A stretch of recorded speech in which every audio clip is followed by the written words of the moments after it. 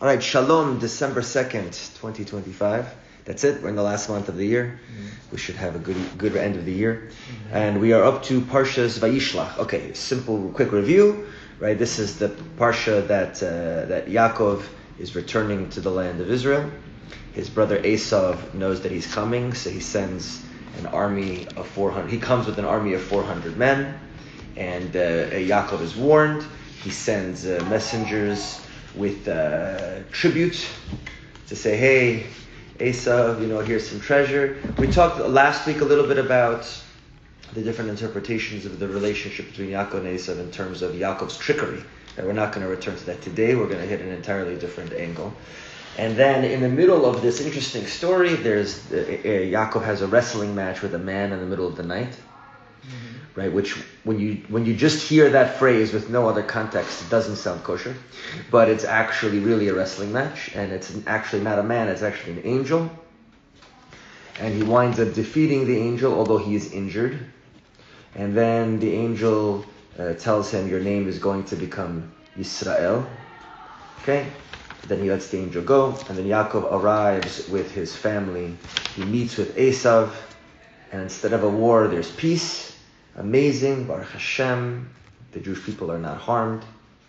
And then the rest of the Parsha is Yaakov's daughter is abducted by the neighbors and assaulted. His sons say, let's make peace with them. Say, okay, you guys circumcise yourselves, we'll make peace. And while they were recovering from circumcision, two of the brothers murdered every single man in the entire town. Which many of us are like, I can't believe they did that. And many of us are like, Baruch Hashem, we should do that more. So it's a very, very polarizing story. Some people are like, this is the most amazing thing. Some people, this is the worst thing ever. And you see even from the brothers and their father, it's also very polarizing. Yaakov himself says, how could you do this? We're going to be in danger. And the son's response is, we're going to let a daughter of Israel, which means you, his name is Israel. We're going to let your daughter, our sister, be treated this way? No, of course not. And then that's it. The story is not mentioned again until the end of Yaakov's life. We don't hear the story again until Yaakov is dying at the end of the book of Bereshis, where he says to the sons, okay, you guys, you went too far, so I have to separate you. Can't have you together. If you're together, you're going to cause a lot of problems. And then Yaakov travels to Bethel, which in Hebrew literally means the house of God. Right? This is the place where he's building his altar and doing the sacrifices.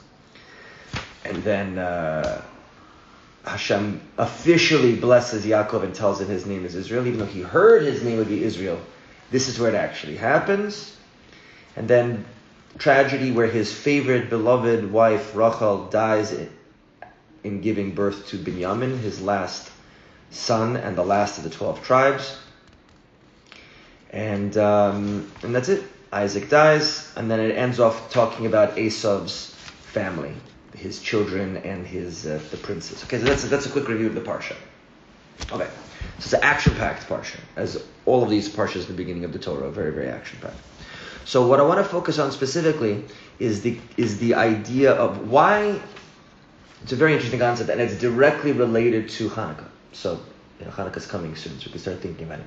Why did Yaakov decide to come back now? God didn't command him to go back, right? He decided, I'm going to go back. And then God said, I'll be with you. And he protected him from Lavan, who was coming to, right, at last week's parsha, right? At the end of last week's parsha. Why did Yaakov decide now? Anybody heard why Yaakov decided now? So the rabbis in the Talmud tell us, he decided to go back now because Yosef was born. Who cares that Yosef was born? So it says that, there's a Talmud that says, there's a verse in one of the prophets that says that Esav is like straw, and Yaakov is a fire, and Yosef is a flame. And so Yaakov and Yosef will burn Esav. They'll annihilate the fire, and the flame will annihilate the straw. So Yaakov understood, now that Yosef is born, he is spiritually ready to meet his brother and go back to Israel. Well, he's Israel. Go back to the land of Canaan. First of all, Yosef's a baby, right? Yeah. Although after Yosef is born, he stays and works for a few more years to make money. So by the time they go back, Yosef is not a baby anymore. He's, I think, 7 years old, right? So he's like my youngest. Just imagining, like 7-year-old, right? And by the way, the rabbis say about Yosef that we see, it's a side point, but it's very interesting. It says that when Esav came and Yaakov introduced his family to them, the language is very interesting. He says, hold on, let me tell you how it says. It says,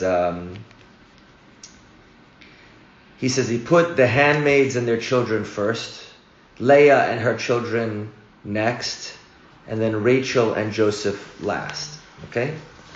So that's how he put them. But then what does it actually say when they actually meet them? It says the handmaids came, they and their children. They bowed. And then Leah came with her children, and they bowed. And then afterwards, Joseph and Rachel. All the other ones, the handmaids, Leah, Joseph, before his mother. So the rabbis say, we see from the verse that Joseph, at 7 years old, went in front of his mother because he wanted to protect her from Esau. All the other children who are much older than him, right? Some of them were teenagers at this point, right? He's been in for 20 years. That means his oldest children are 19, 18, 17, 16 years old. And all of them are standing behind their mothers. And Yosef at 7 goes in front of his mother. I thought this was a side point, but it's actually winds up being part of the main discussions I wanted to give anyway. Hashem loves me. Okay, so what is it about Yosef that allows Yaakov to feel like, okay, now I can confront my brother? But then, how would they explain that he was very, very, it says the language, very, very scared when he learned about the news that Esau is there. Yaakov was scared.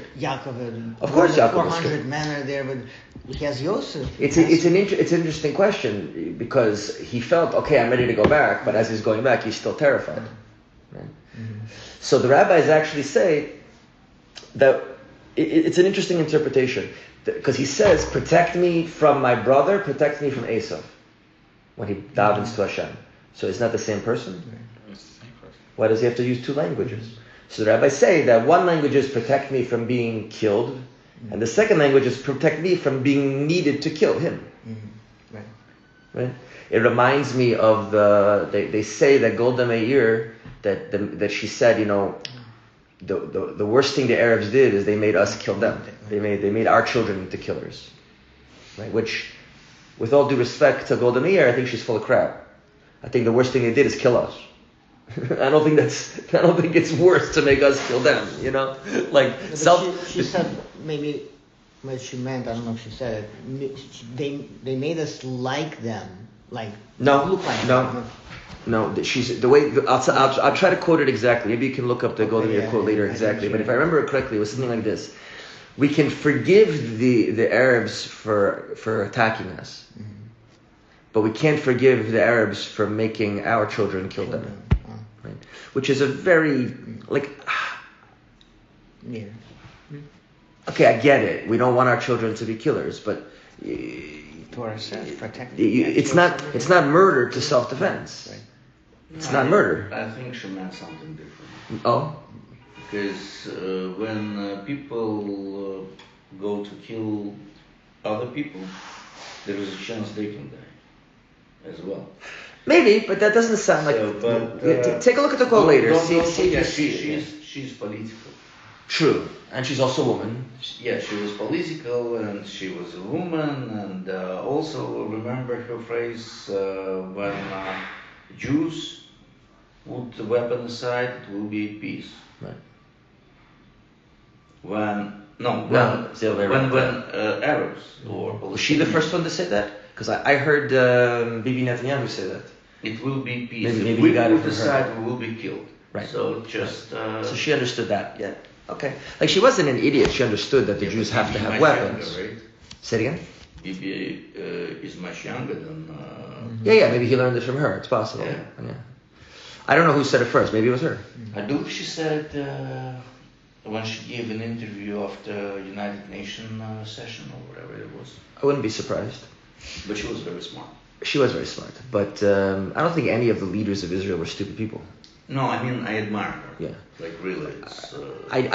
I don't know enough to say. I'm very conflicted because there's a lot of people claim that that the Yom Kippur War was largely her fault because she heard warnings they're going to attack us, and she said no, this time we're not going to do preemptive attack because of the way Israel was treated after '67, and the country was almost destroyed and thousands of Jews were killed. But don't you think it's the nature of Jewish people?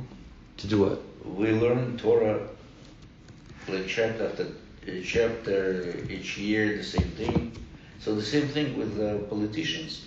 They have a problem and they start to analyze the problem after it happened, not before. Mm-hmm. Right. Even though they have the most October powerful 7th, military. There's always 20/20 hindsight, as they call it, right? But you always see better.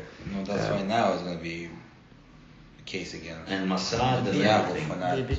for Bibi for terrorists. Because of October 7th. October 7th. Yeah. There's similar claims. I don't know enough, so I'm a little worried. Okay, whatever. We'll come back to Yosef. So, what is it about Yosef? So, if you remember, we talked about in the past, the last week and the week before, that originally Esav and Yaakov were supposed to be partners, right? They were supposed to be. They were a reincarnation. They were the souls of Cain and Abel. Right? And Cain and Abel also were reincarnated through Shem and Yafes, the sons of Noah. So just like when Noah blessed his sons that Yafes should dwell in the house of Shem, which Yafes means Greece, Western civilization, science, technology, philosophy, mathematics, astronomy, etc. And Shem means name, means essence, means purpose, means Torah. The tent means Torah. Yaakov was a simple man dwelling in tents. It means he was a Torah scholar. So ultimately, they were supposed to be the completion of these brothers that came in previous history. And they were supposed to be partners. Yaakov, like we saw, Rebecca was very confused because she would go by the house of the yeshiva and her belly would be going. And she would go by a house of idol worship and her belly would be going. She thought her baby was schizophrenic. And the rabbi said, the prophets, right, said to her, no, you have two babies. So the famous question, does this mean that one was destined for good and one was destined for evil? Which some people say, that is an opinion. Some rabbis say that one was destined to be good and destined to be evil. But I find it easier in my heart and my mind to go according to the other rabbis who say, no, there was no destiny to be good or evil. Like the Rambam says, no one is destined good or evil. Everyone has free will to choose. But they were destined that their purpose in life was in this place. Yaakov's purpose in life would be in the yeshiva, and Esau's purpose in life would be in the house of idol worship. So what should he have done? How could you be good and be in the house of idol worship? By destroying it. Right? He would conquer the world for Torah. He would, right? I remember do you remember the Taliban? Yeah. When the Taliban first took over Afghanistan and they started destroying these big Buddhist statues. And I remember, this was back in the early 2000s. And I remember that some of the guys in the yeshiva were like, Baruch Hashem, we're not happy about, murder or any terrible things happening to people, but the destruction of idols is a good thing, right? It's not, as Jews, we don't look at it as, it's artistic, it's historical. It's an idol, it's a mitzvah to destroy idols. At least someone's doing the mitzvah. So this is, Esav would be like Jewish Taliban, Jewish jihad, right? Would go. This is very extreme in a way, Compared to what? Extreme is always relative to something else. So it's the same, we can look at it the same way you look at what Golda Meir said, right? Because, listen, it's not about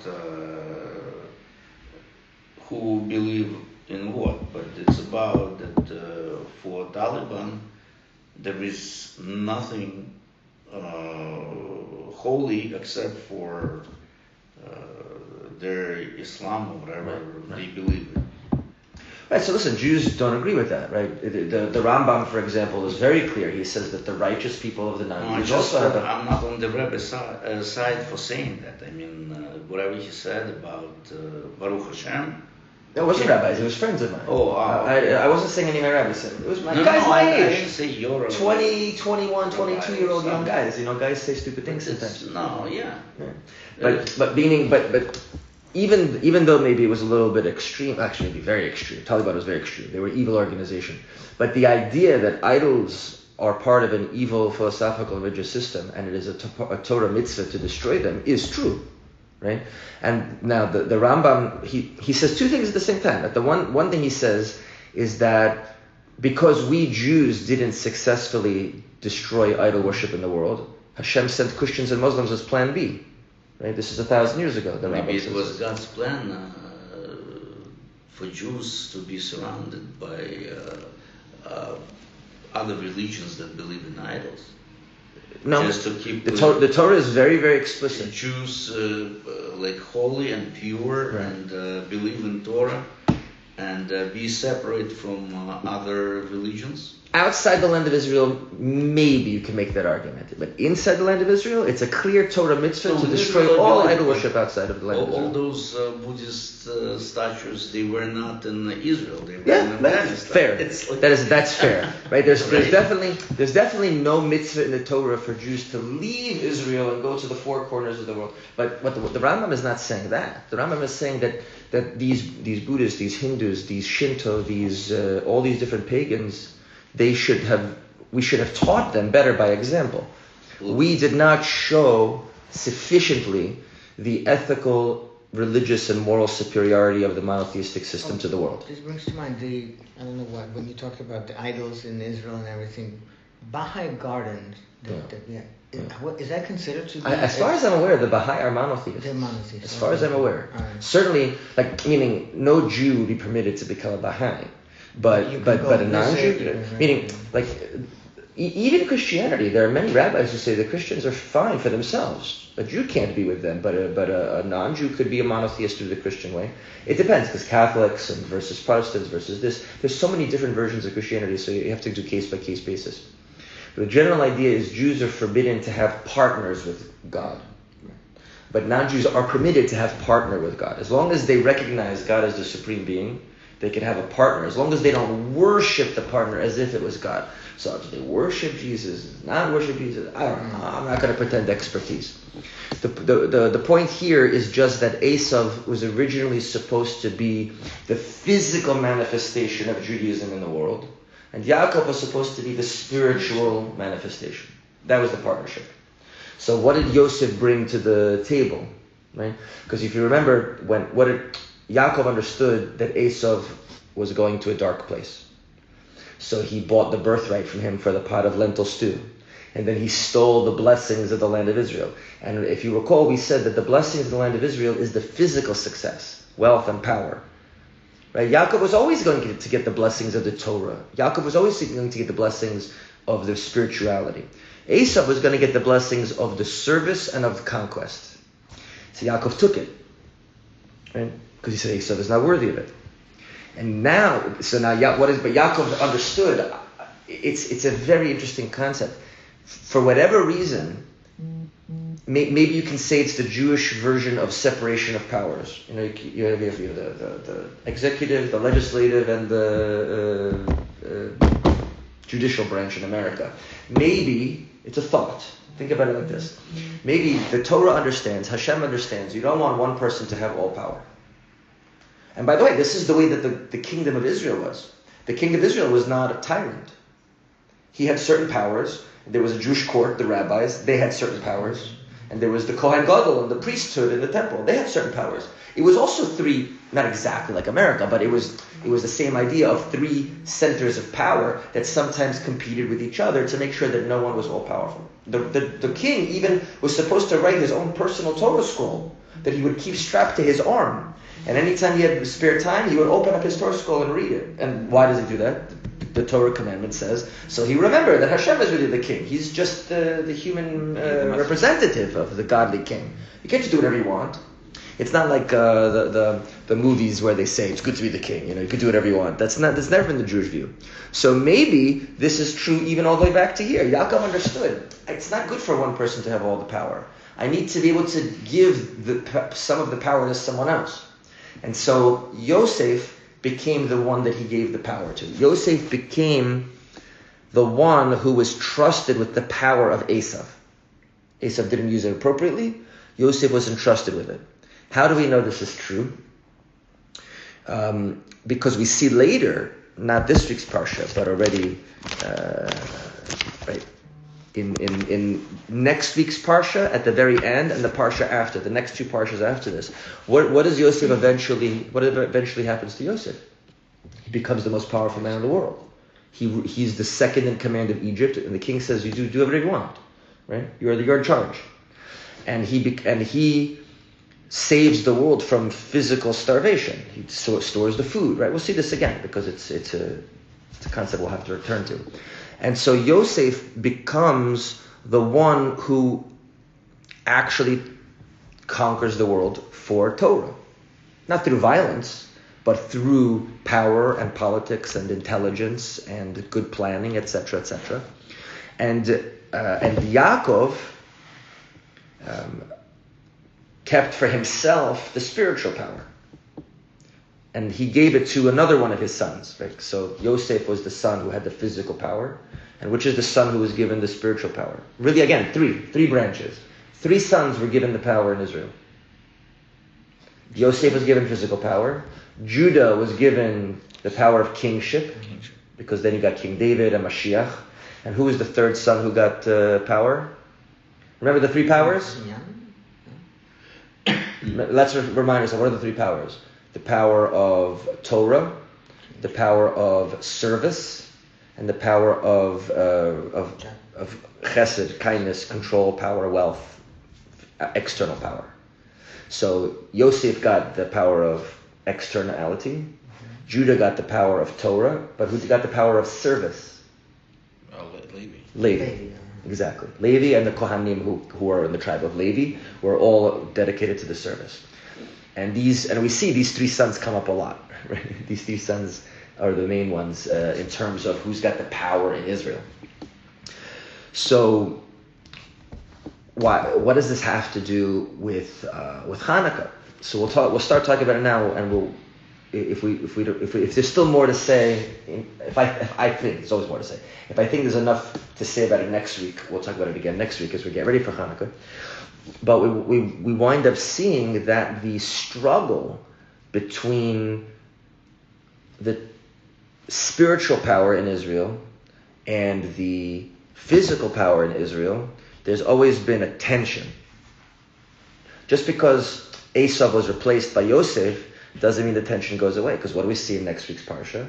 Yosef is sold by his brothers, right? And they almost kill him. Then they sell him, and then he tortures them a little bit, later on, and he takes his other brother and he puts him in jail, and then he tells them don't come back without the other brother, and then there's a lot of struggle and tension going on over here. And in fact, I'll skip to the end a little bit and then I'll go back to the middle. The rabbis say, have you ever heard that there's supposed to be 2 Mashiachs? 2 Mashiachs.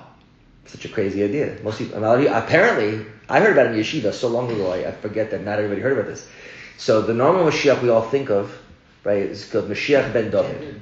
Mashiach, the son of David, the king. But the rabbis, in many places, they say that there's going to be another Mashiach who comes before him. He's called Mashiach ben Yosef. Right? So Yosef and Yehuda, both of them have descendants that are called Mashiach, and they have different jobs.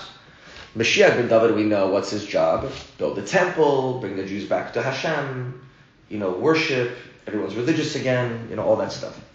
Mashiach ben Yosef comes to prepare the world for Mashiach ben David. He's the physical preparation. Right? He's still considered to be Mashiach. The question, the rabbis discuss this. What's the definition of Mashiach? Mashiach is the anointed of God. He's the question is that according to at least one understanding, it's not even one person. Mashiach ben Yosef is going to be like all of the rabbis together represent Mashiach ben, not me. I mean like actual rabbis. I'm just a rage teacher. It's a very, very different thing. Okay, I know my place. I'm not being falsely humble. I know my place. I know what I do well, and I don't try to push myself in places where I don't do well. Okay. So back to Channukah. So what does any of this have to do with Channukah? So to begin to explain this, and we'll have to get. We're for sure not going to have time to get into it as deep as I want to, but we'll start. Remember, who are Yosef and Yehuda reincarnations of? According to the mystical rabbis, who are they? Have the souls of who? Yosef and Yehuda? Yeah, who are they? Who are they the souls of? Akiva, No, Kippur comes later. no. Later. Tell me before. Isaac. No. It says, we go back, it says that they were reincarnation of Cain and Abel all the way in the beginning. But in the middle, they were the reincarnation of Shem and Yafes, the two sons of Noah that are mentioned. There are three sons of Noah that are famous, Shem, Ham, and Yafes. Ham became the Africans, Yafes became the Europeans, and Shem became the Middle Easterners, right? That's the rabbinic interpretation. But the yeshiva of Shem. Correct. Same guy. He opened the yeshiva with his great-grandson Aver. And there's one opinion that we're called Ivrei after Aver. Because it's the line goes from Shem to Aver to Avraham. So Avraham is called Ha-Ivri, the Eberite, because he's a direct descendant of Aver. Right? And there's multiple interpretations why we're called Ivrei. That's one of the interpretations. So Shem is the spiritual one. And Yafes, the rabbis say, who comes from Yafes? Yavan, Greece. And Rome, and Western civilization, and philosophy, and science, and technology, and aesthetics, and mathematics, and sports, and engineering, and military. That all is coming from Yafes. So Yosef is supposed to be Yafes who does his job correctly. Now what is a big, gigantic proof? It's incredible. When you read the Torah in Hebrew, what is a big, gigantic proof that Yosef is the reincarnation of Yafes? Because it says in Torah that Yosef was Yafeh. He was beautiful. He's the only man in the Torah that's called that way. Every other person in the Torah who's called Yafeh is a woman. His mother, his grandmother, his great-grandmother, right? All the Jewish women are beautiful, right? Of course. But the only man in all of Torah, as far as I'm aware, who was called Yafeh Mareh, of beautiful appearance, was Yosef, right? Which comes from Yafet, the beautiful one, right? So what does this? Okay, again. So what does this have to do with Channukah? So we see all throughout human history, Cain and Abel, Shem and Yafes. Within Judaism, Esav and Yaakov, Yehuda and Yosef, who they wind up having peace, but there's some tension between them. You know, he sold him to slavery, he tortured him. They made peace later, but there was trouble. And this struggle continues throughout Jewish history. We'll get into more detail next time. But the struggle of Channukah, let's leave you with this as a cliffhanger for next week. The real struggle of Channukah is not the Jews versus the Greeks. That is the secondary struggle of Channukah. The primary struggle of Channukah is the Yosefs of the Jewish people and the Yehudas of the Jewish people. And we have to learn how to piece together and balance together. And when we don't learn how to piece and balance, we have wars with the Greeks and Romans and others externally. The internal misalignment leads to external struggle. We'll continue with that next time. I mean,